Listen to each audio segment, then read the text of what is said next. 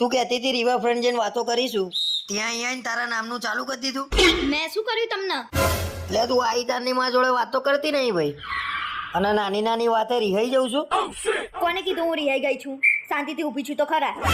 એટલે તારું મોઢું જોઈને મને ખબર ના પડે કે તારા કઈક ચૂંક આવી છે. તમારી જેટલી ચૂક તો નહીં જ આવતી. તમારા ઘરનાને કેવી ચૂક આવે છે ને મને બધી ખબર છે. વાતો કરવા લઈને આવીશું, ઝઘડા કરવા લઈને આવીશું. વાત તો કરીએ છીએ. એટલે આને વાતો કહેવાય? તારા ઘરના આ રીતે વાતો કરે છે? હા હવે કઈ એટલે ગજબ નો તો ભટકાઈ છે, કેવું તો કેવું કોના.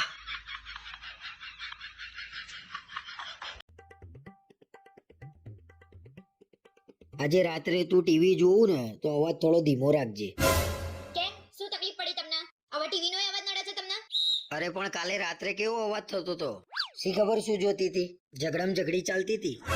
એ ઝઘડમ ઝઘડી નથી ચાલતી, હું બિગ બોસ જોતી હતી. બિગ બોસ માં એવું શું આવે છે તો ઝઘડા થાય છે? બિગ બોસ નું ઘર હોય એમાં 15 થી 20 જણાને બોલાવે અને એમાં બધાએ જોડે રહેવાનું હોય. પછી આમ જોડે રહીને કરવાનું શું? ઝઘડા કરવાના? એમાં ઝઘડા ના કરવાના હોય અને બિગ બોસ એ લોકોને જે ટાસ્ક આપે એ કરવાનો અને એમાંથી ઓટોમેટિક ઝઘડા થાય. તો પછી આવું જોવું શું લેવા? ઝઘડા જોઈને ઝઘડા શીખવાના ને.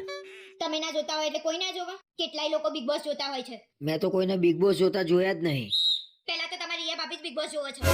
તમારી રિયા ભાભી એટલે તું મને ટોન્ટ ના મારે, મારે એમના જોડે કોઈ લેવા દેવા નહીં.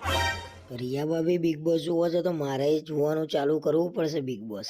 હા હવે હોશિયારી ના મારશો, બધી ખબર છે મને.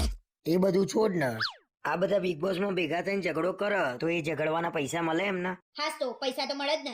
જેટલા બધા ઝઘડા કરો એટલા બધા પૈસા મળે. તો પછી તું બિગ બોસ માં જવું તો કરોડપતિ થઈને જ આવું. શું બોલ્યા તમે? જ્યાં છો ને ત્યાંથી પાછા વળી જજો તો સારું રહેશે. એ ભગવાન, મારા ઘરમાં તો પહેલેથી બિગ બોસ જ ચાલતું આવ્યું છે ને.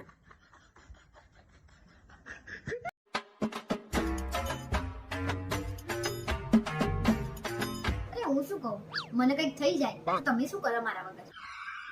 આવું શુભ શુભ અશુભ અશુભ ના બોલે ને ભાઈ. તારા વગર મારે એકલા જીવીને શું કરવાનું? શુભ શુભ એટલે તમે તો એ જ વિચારો છો કે મને કઈક થઈ જાય ને તમે ઘરમાં બીજી લાવી દો. અલ્યા પણ ભૂલમાં બોલી ગયો. મેં તને કશું કીધું તને થઈ જાય કશું? તું જાતે ને જાતે કહું છું. કઈ કીધું નહીં પણ તમારા મનમાં તો એ જ છે. તમે તો બીજે શોધવાય ના જાઓ, પેલી લાઈન ઘરમાં કાઢ દો.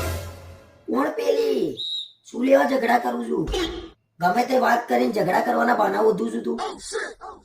મારા જીવતા જીવ તમે આટલું બધું કરતા હોય તો મારા પછી તો તમે એને લઈને ફરાર થઈ જાઓ અને ખાવ મારી સોગન કે તમે આવું ના કરો. અલ્યા તું હજી જીવું છું કેમ આવી બધી વાતો કરું છું? અને શેની સોગનો ને બોગનો ખાવાની મારે?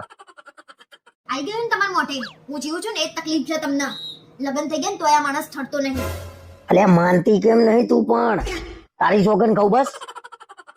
નહીં ખાવાની મારી ખોટી સોગન. અને એટલું યાદ રાખજો, હું હોઉં કે ના હોઉં એના જોડે તો તમારો મેળો હું નહીં જ આવવા દઉં.